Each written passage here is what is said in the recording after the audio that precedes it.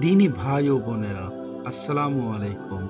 আজ আমি আপনাদের সামনে আলোচনা করতে চলেছি সাহসী সাহাবী হযরত জুবাইর রাদিয়াল্লাহু তাআলা আনহুর সম্পর্কে।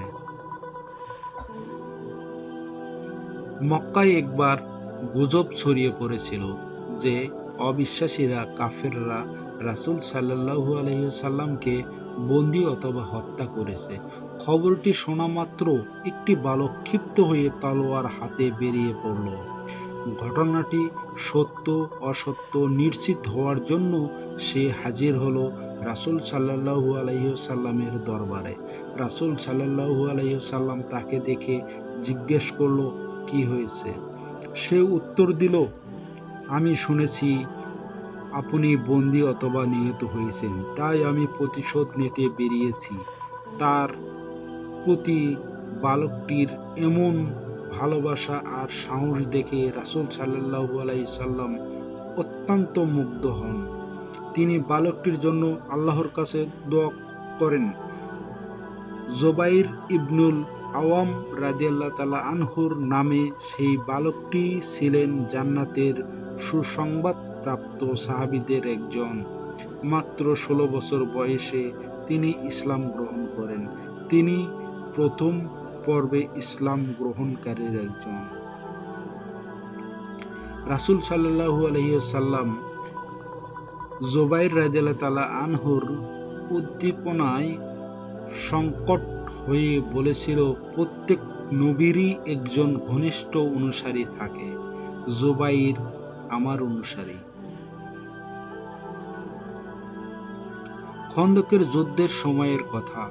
মদিনা ইহুদি গোত্র বনু কুরাইজা মুসলমানদের সঙ্গে সম্পাদিত মৈত্রী চুক্তি ভেঙে ফেলে রাসূল সাল্লাল্লাহু আলাইহি সাল্লাম তাদের অবস্থা জানতে গুপ্তচর হিসাবে কাউকে পাঠাতে চাইলেন। সাহাবাদের উদ্দেশ্য করে বলেন, তিনবার জিজ্ঞেস করলেন, তোমাদের মধ্যে এমন কে আছে যে তাদের সংবাদ নিয়ে আসতে পারবে? প্রত্যেকবারই জুবাইর রাদিয়াল্লাহু তাআলা আনহু বলেন, আমি ইয়া রাসূলুল্লাহ। জুবাইর রাদিয়াল্লাহু তাআলা আনহুর মা হযরত সাফিয়া ছিলেন রাসূল সাল্লাল্লাহু আলাইহি সাল্লাম এর ফুফু এবং জুবাইর রাদিয়াল্লাহু তাআলা আনহুর স্ত্রী আসমা বিনতে আবু বকর ছিলেন উম্মুল মুমিনিন আয়েশা রাদিয়াল্লাহু তাআলা আনহুর বোন। অল্প বয়সে থেকেই জুবাইর রাদিয়াল্লাহু তাআলা আনহু ছিলেন খুব সাহসী। ছোটবেলা থেকেই তিনি বড় বড় পালোয়ান ও শক্তিশালী লোকদের সঙ্গে কুস্তি লড়তেন।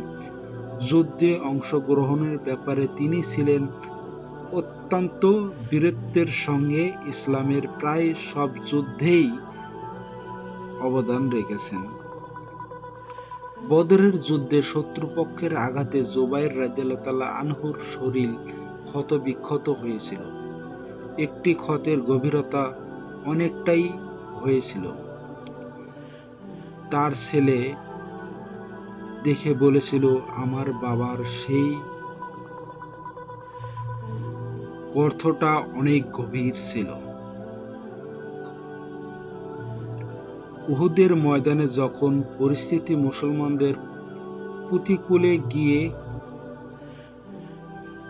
রাসূল সাল্লাল্লাহু আলাইহি সাল্লাম অরক্ষিত হয়ে পড়েন, সে সময় ১৪ জন সাহাবী নিজেদের জীবনের বিনিময়ে রাসূল সাল্লাল্লাহু আলাইহি সাল্লামকে কেন্দ্র করে প্রতিরোধ গড়ে তোলেন। জুবাইর রাদিয়াল্লাহু তাআলা আনহু ছিলেন তাদের অন্যতম। তার এমন সাহসী ও আত্মপ্রত্যাশী হয়ে ওঠার পেছনে তার মা সাফিয়া রাদিয়াল্লাহু তাআলা আনহুর অবদান ছিলেন অনেক। মক্কা বিজয়ের দিন রাসূল সাল্লাল্লাহু আলাইহি সাল্লাম মুসলিম বাহিনীকে কয়েকটি ভাগে ভাগ করেন। সর্বশেষে এবং ছোট দলটিতে ছিলেন রাসূল সাল্লাল্লাহু আলাইহি সাল্লাম নিজে। এই দলটির পতাকাবাহী ছিলেন জুবাইর রাদিয়াল্লাহু তাআলা আনহু। উহুদ যুদ্ধে তার মামা হযরত হামজা রাদিয়াল্লাহু তাআলা আনহু শাহাদাত বরণ করেন। তার মা সাফিয়া রাদিয়াল্লাহু তাআলা আনহু ভাইয়ের কাফনের জন্য 2 টুকরো কাপড় নিয়ে আসেন। মামার পাশেই ছিল একজন আনসারী সাহাবীর লাশ। একটি লাশের জন্য 2টি কাপড় হবে, আরেকটি লাশ থাকবে কাফনহীন। এই ব্যাপারটি তিনি মেনে নিতে পারছিলেন না। তাই তিনি দুজনের মধ্যে ভাগ করার জন্য কাপড় 2টি মাপলেন।